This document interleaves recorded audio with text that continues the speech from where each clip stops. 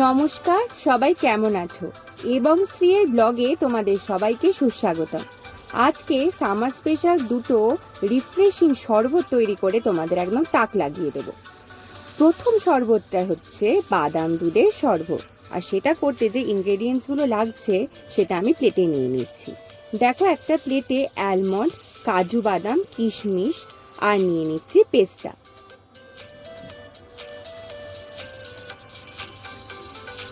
এই ইনগ্রেডিয়েন্টসগুলো মোটামুটি সবার বাড়িতেই থাকে, তাই ইনগ্রেডিয়েন্টসগুলো নিয়ে আশা করি তোমাদের কারোর কোনো রকম অসুবিধে হবে না। এরপর 10 মিনিটের জন্য ওই ইনগ্রেডিয়েন্টসগুলো জলে আমি ভিজিয়ে রাখছি।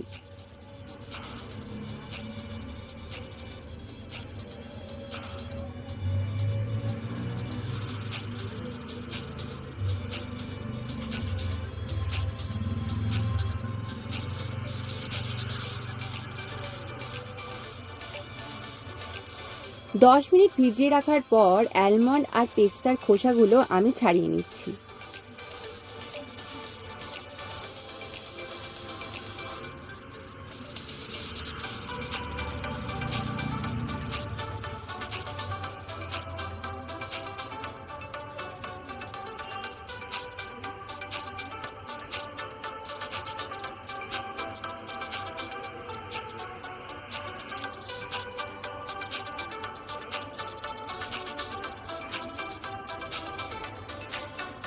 পেস্তা আর অ্যালমন্ডের খোসাগুলো ছাড়ানো হয়ে গেলে এরপর সমস্ত ইনগ্রেডিয়েন্টসগুলো নিয়ে আমি মিক্সার গ্রাইন্ডারে নিয়ে নিচ্ছি।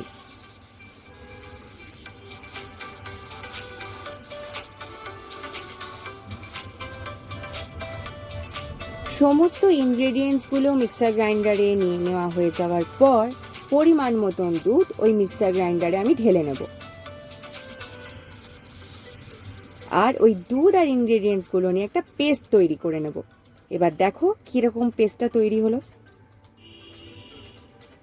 পেস্টটা এই রকম দেখতে হয়েছে। এরপর আরেকটা বলে কিছুটা দুধ নিয়ে 2 চামচ কাস্টার্ড পাউডার মিক্স করে নিচ্ছি।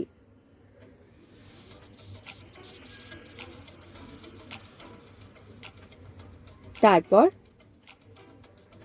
ভালো করে মিক্স করে নেব, কারণ প্রপারভাবে মিক্স না করলে কিন্তু ফ্লেভারটা আসবে না।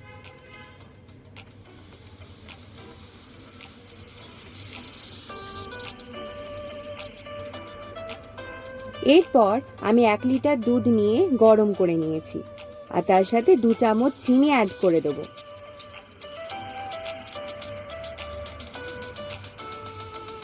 এরপর ওই কাস্টার্ড আর দুধ মেশানো মিক্সচারটাও আমি আস্তে আস্তে অ্যাড করে দিচ্ছি দুধের সাথে।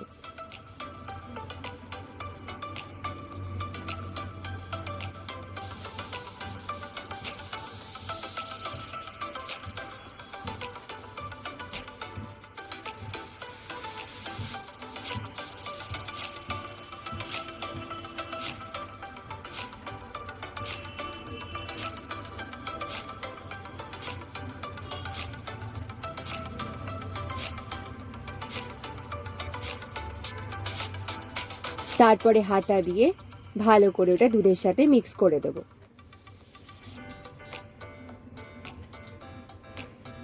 এরপর মিক্সার গ্রাইন্ডারে আগে থেকে করে রাখা পেস্টটা আমি এবার অ্যাড করে দেব।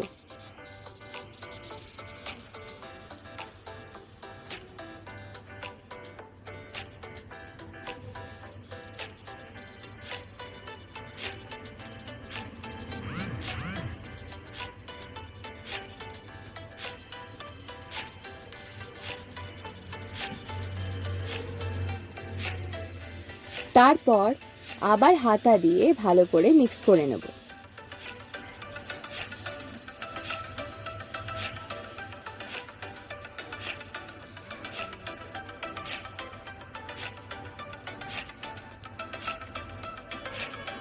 এরপর আমি আগে থেকে এলাচের গুঁড়ো করে রেখেছিলাম ফ্লেভারের জন্য।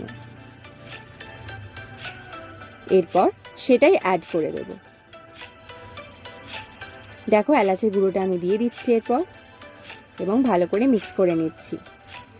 মোটামুটি সমস্ত ইনগ্রেডিয়েন্টসই আমাদের দেয়া হয়ে গিয়েছিল।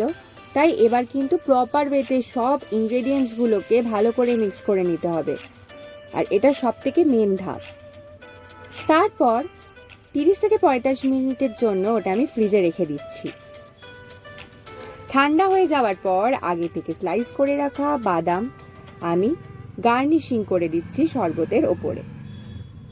দেখতে তো বেশ সুন্দর হলো, খেতে কেমন হলো সেটা জানার জন্য মায়ের থেকে রিভিউ নিতে হবে, তাই মাকেই শরবতটা সবার আগে খাওয়াবো।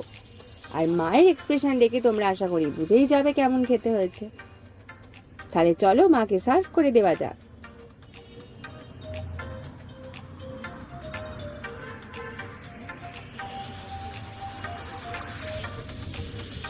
মায়ের এক্সপ্রেশন দেখে তো বোঝাই যাচ্ছে মায়ের হেভি লেগেছে শরবতটা। চলো তাহলে সেকেন্ড রিফ্রেশিং ড্রিঙ্কে আমরা চলে যাই। আমরা তৈরি করব এরপর ডিটক্সিফাইং ওয়াটার, যেটাই গরমে যারা মেডিকেল প্র্যাকটিস করছে তারাও কিন্তু আমাদের বারবার খেতে বলছে, কারণ এই গরমে শরীর ঠান্ডা রাখাটা খুব জরুরি। তাই দেখো আমি নিয়ে নিয়েছি স্লাইস করে রাখা শসা, লেবু, গাজর, পুদিনা পাতা, ধনে পাতা। একটা গ্লাস জারে আমি জল ঢেলে নিচ্ছি প্রথমে।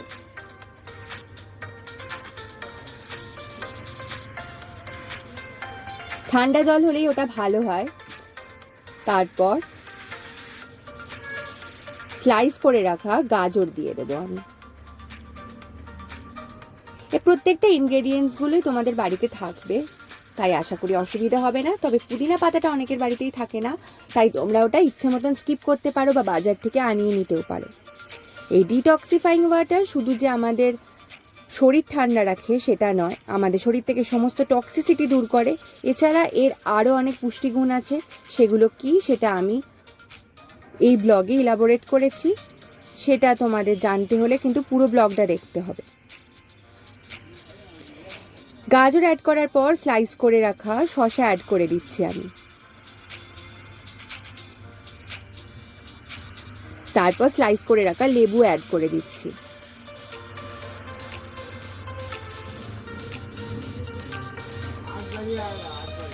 তারপর অ্যাড করে দিচ্ছি ধনে পাতা।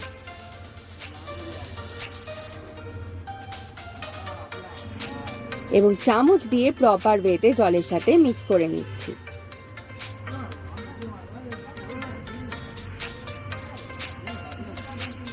তারপর দিয়ে দিচ্ছি পুদিনা পাতা, যেটা আপনারা ইচ্ছে হলে স্কিপ করতেও পারেন বাড়িতে যদি না থাকে।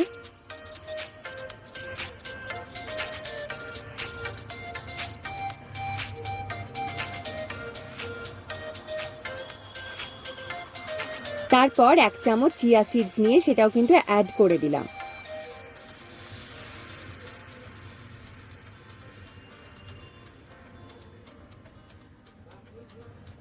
তারপর আগে থেকে কিছুটা আমি আদা স্লাইস করে রেখেছিলাম, এবার সেটাই অ্যাড করে দেবো।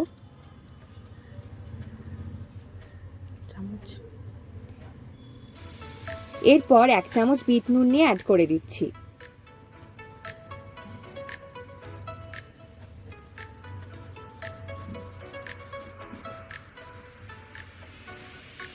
তারপর সমস্ত ইনগ্রেডিয়েন্টসগুলোকে চামচ দিয়ে ভালো করে জলের সাথে প্রপারলি মিক্স করছি, কারণ এই ডিটক্সিফাইং ওয়াটার তৈরি করার জন্য জলের সাথে প্রত্যেকটা ইনগ্রেডিয়েন্টস প্রপার ওয়েতে কিন্তু মিক্স করাটা খুব দরকার।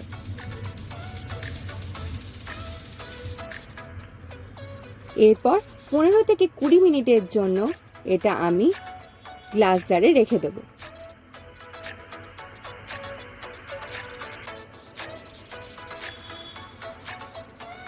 এটা তোমরা সকালে তৈরি করে নিতে পারো এবং সারাদিনে বারবার খেতে পারো। আমি আর আমার ফ্যামিলি প্রত্যেকেই খাই। দেখতেই পাচ্ছ আমি জলে ঢেলে নিচ্ছি সবাইকে খাওয়ানোর জন্য, আর নিজের জন্যও ঢেলে নিয়েছি। আর কি কেমন খেতে হলো আর এটার কি উপকারিতা সেটা সম্পর্কে জানতে হলে দেখতে থাকো।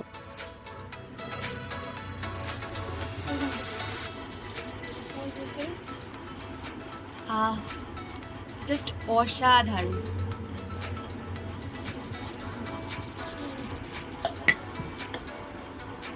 জাস্ট অসাধারণ। তোমরা সবাই একবার ডিটক্স ওয়াটারটা সবাই বাড়িতে বানিয়ে খাও। এটা গরমকালের জন্য ভীষণ ভীষণ ভীষণ। ডিটক্স ওয়াটারে হাই টেম্পারেচার যখন যেখানে হিট ওয়েভস শুরু হয়ে গিয়েছে তখন খাওয়াটা খুবই দরকার।